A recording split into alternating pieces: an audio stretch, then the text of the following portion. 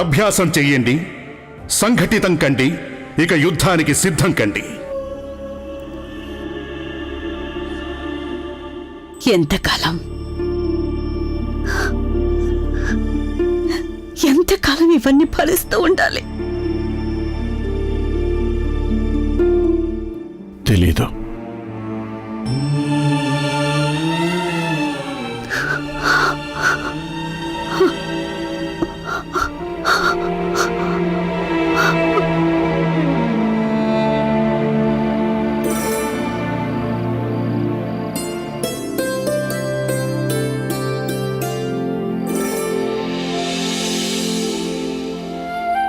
మీరా, మన మంజు పాయసం చాలా బాగా చేస్తుంది కదా?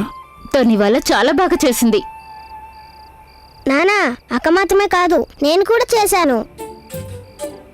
అవును, ఎందుకు కాదు? పొయ్యిలో పుల్లలు వేసింది అంతే. కానీ అది కూడా ఒక పనే కదా. విన్నావక్క, పొయ్యిలో పుల్లలు పెట్టడం కూడా పనే అవుతుంది. అవునవును, తెలుసులే.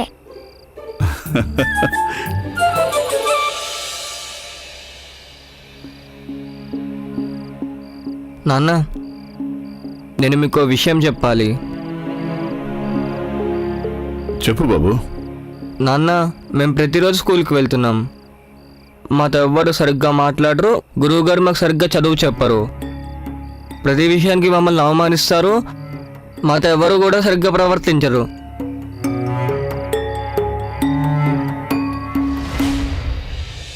అందుకే నేను చదువు సంధ్యమా అనేసి ఏదైనా పని పాట నేర్చుకోవాలనుకుంటున్నాను.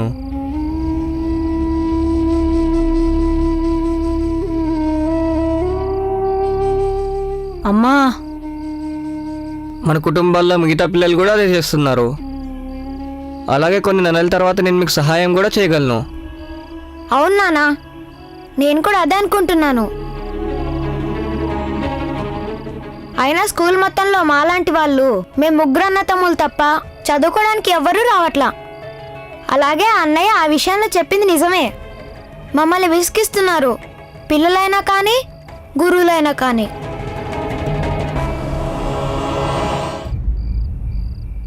అసలు మీరిద్దరు ఏమంటున్నారు? నువ్వు ఆగు, వాళ్ళతో నన్ను మాట్లాడిని.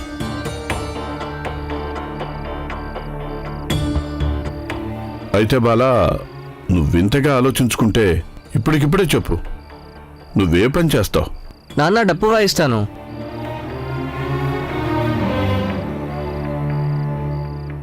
మన కుటుంబాల్లో అందరూ చేసేది అదే కదా. నేనైతే కొంతమందితో మాట్లాడాను కూడా. వాళ్ళు ఏమంటున్నారంటే 10-15 రోజులు కష్టపడి నేర్చుకుంటే అప్పుడు చక్కగా వాయించొచ్చన్నారు.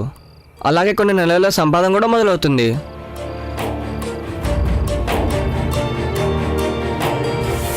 లేదు లేదు, నేను డప్పు గిప్పేం వాయించను. టోపీ పెట్టుకోవడం నాకు అస్సలు ఇష్టం ఉండదు. నేను ఇంకేమైనా చేస్తాను. అలాగా? అయితే నువ్వేం చేస్తావు? అదే నానా, మన ఎదురుగా టీ కొట్టువాడున్నాడే, సరిగ్గా దాని ఎదురుగా ఇంకో టీ కొట్టు పెడతాను.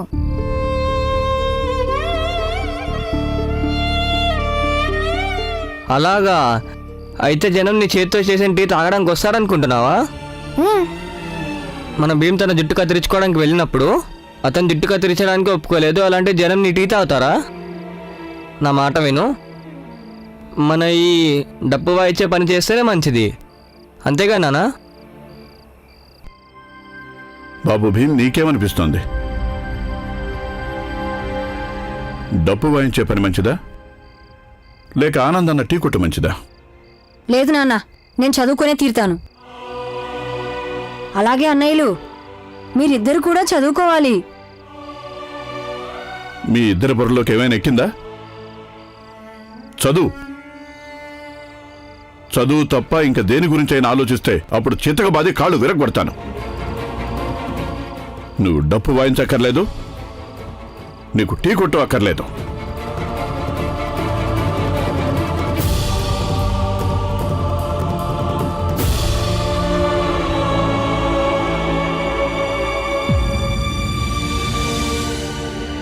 నువ్వేమి డప్పు వాయించక్కర్లేదు, నువ్వేమి టీ అమ్మక్కర్లేదు.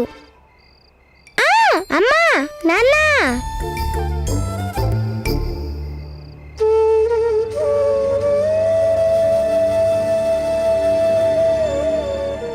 నేను నీ జుట్టు కత్తిరించను. ఎందుకని? ఆ విషయం వెళ్ళి మీ నాన్న అడుగు. నేను నీ జుట్టును ఎందుకు కత్తిరించను?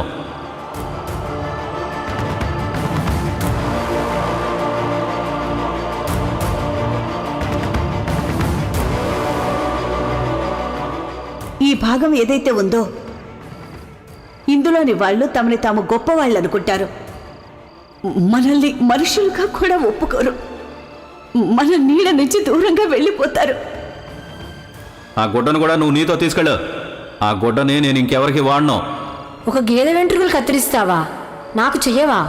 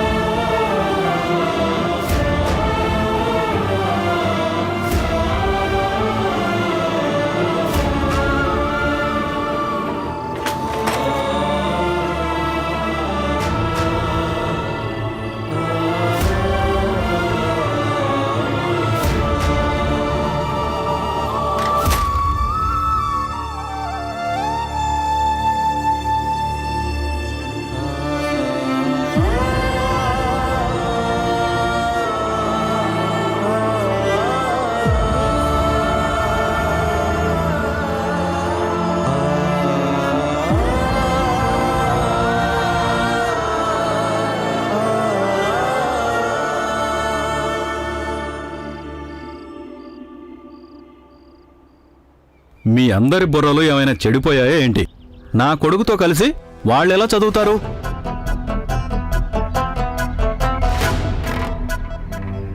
మా పిల్లలందరూ క్రమశిక్షణ కలిగిన ధార్మికులు.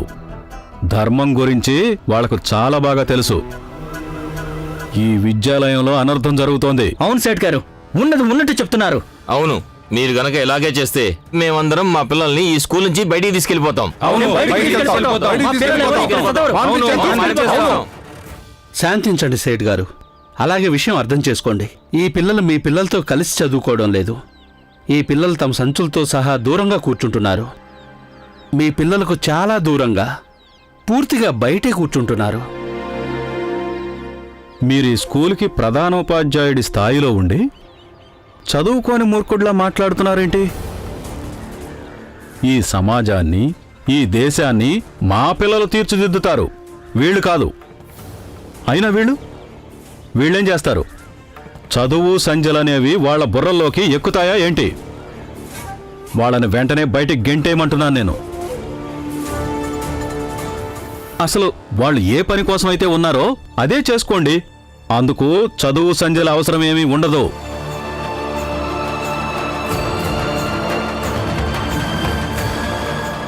ఇది మన ధర్మానికే విరుద్ధం. ఏం సోదరులారా, నేననే దాంట్లో తప్పుందా?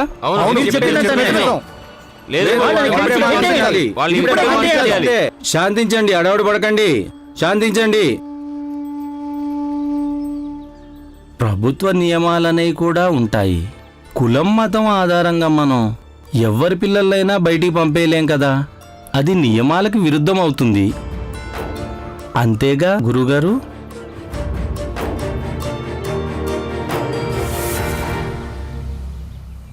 అటెందుకు చూస్తున్నారు? ఇటువైపు చూడండి. ఈ స్కూల్లో ఏదైతే జరుగుతోందో అది నియమాలకు విరుద్ధం. సమాజంలోని నియమాలకు ఇది విరుద్ధం.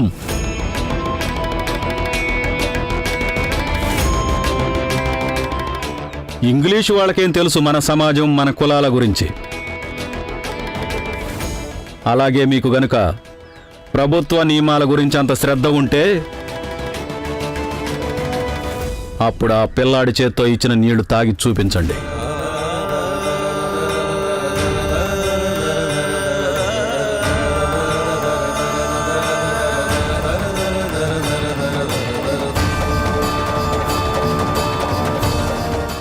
మీరు చెప్పినట్టే వింటాం.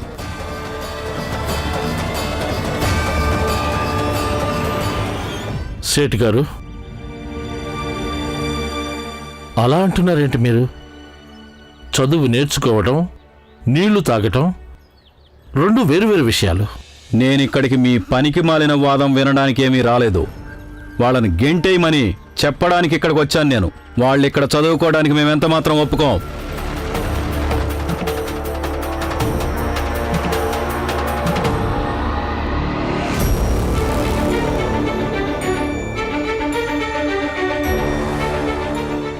మేము ఈ స్కూల్ వదిలిపెట్టి వెళ్ళిపోతే మళ్ళీ ఎప్పటికీ తిరిగి ఇక్కడికి రాము. కానీ ఒక్క షరతు మీద.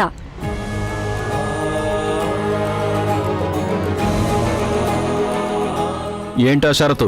మీరు నా తరగతిలోంచి ఏ పుస్తకమైనా తీసుకోండి, అందులోంచి నన్ను 5 ప్రశ్నలు అడగండి. ఒకవేళ నేను ఏ జవాబైనా తప్పుగా చెప్తే ఇప్పటికిప్పుడే మేము ముగ్గురం శాశ్వతంగా ఈ స్కూల్ వదిలిపెట్టి వెళ్ళిపోతాం.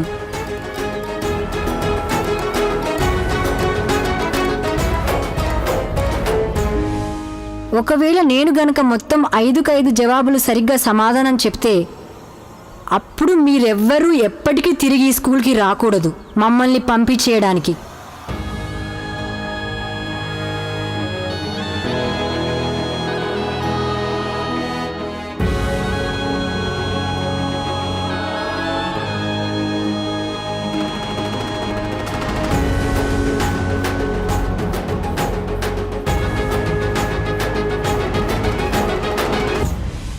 భీమరావు, అలా అంటున్నావేంటి నువ్వు? నిన్నిక్కడి నుంచి వాళ్ళు ఎలా పంపేయగలరు? చట్టం అనేది కూడా ఒకటి ఉంటుంది, సమాజం అనేది కూడా ఒకటి ఉంది. ప్రాచీనమైన ఈ సమాజాన్ని మీరు మార్చేస్తారా?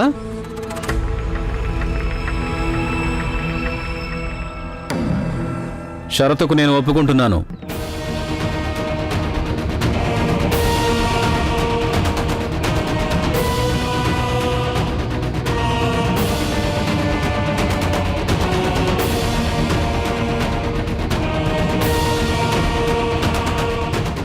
కానీ పుస్తకాలు తీసుకునిరా.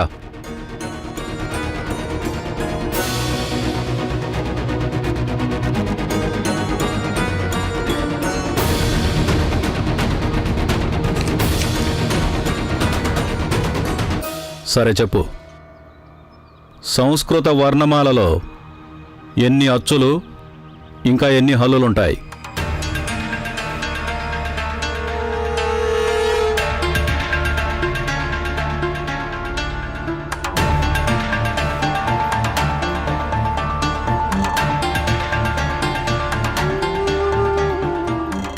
అలాగే మొత్తం కలిపి ఎన్ని అక్షరాలుంటాయి? మీరు సంస్కృతం అడుగుతున్నారా? ఈ పిల్లలు సంస్కృతం చదవటం లేదు. అడగాలంటే వాళ్ళు చదివే దాంట్లో నుంచి అడగండి. నా ఇష్టం వచ్చింది ఏదైనా అడుగుతాను. అవును, అతనే అన్నాడుగా ఏ ప్రశ్న అయినా సరే అడగమని. జవాబు చెప్పు, లేదా ఇంటికి వెళ్ళు. సంస్కృత వర్ణమాలలో 13 అచ్చులు, 33 హల్లులు, అలాగే 4 అయోగ్వాలున్నాయి.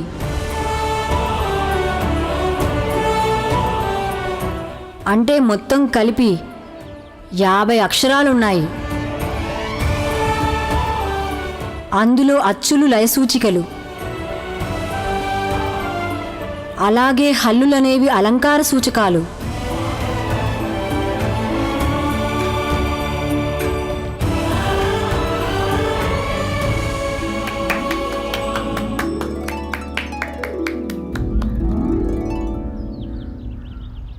ఇతను సంస్కృతం ఎలా చదివాడు? వింటూ వింటూ. వింటూ వింటూనా?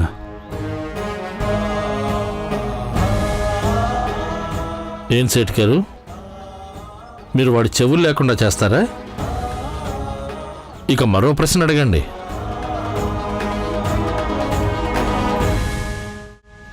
నానా నానా నువ్వు స్కూల్కి వెళ్ళావు కదా? అవును నానా, కానీ భీమ్ మళ్ళీ ప్రమాదంలో పడిపోయాడు. త్వరగా పద నానా. ఏం జరిగింది? నువ్వే స్వయంగా వచ్చి చూడు నానా. పద.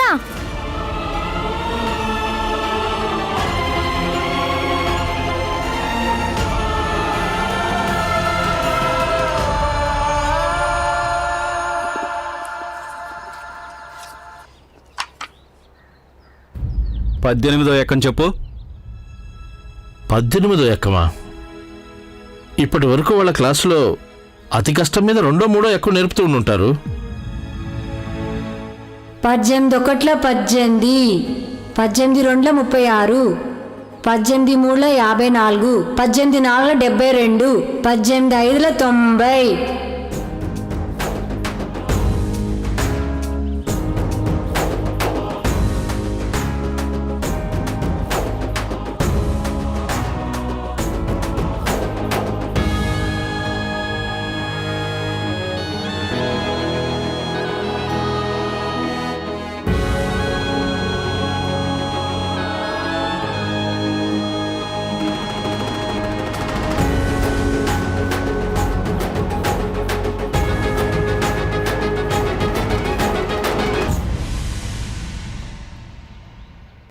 తెరువిది.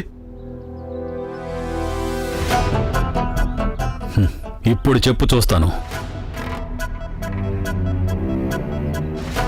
సేటు గారు, 5 ప్రశ్నలని షరతు. మీరు 15 ప్రశ్నలు అడిగారు. వెళ్ళిపోండి ఇక్కడి నుంచి.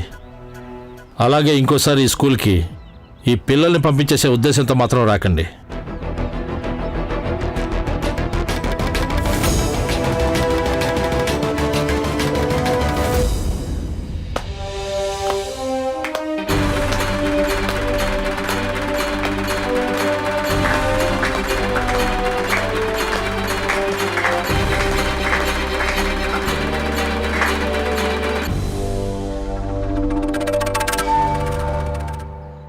వీడు ఈ స్కూల్లో ఎలా చదువుతాడో నేను చూస్తాను.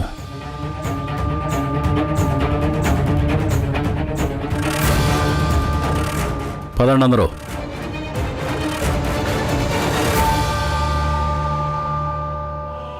భీమరావు బాబు, నీ తరగతిలోకి వెళ్ళు. వెళ్ళండి పిల్లలు, మీరు మీ తరగతి గదుల్లో కూర్చోండి.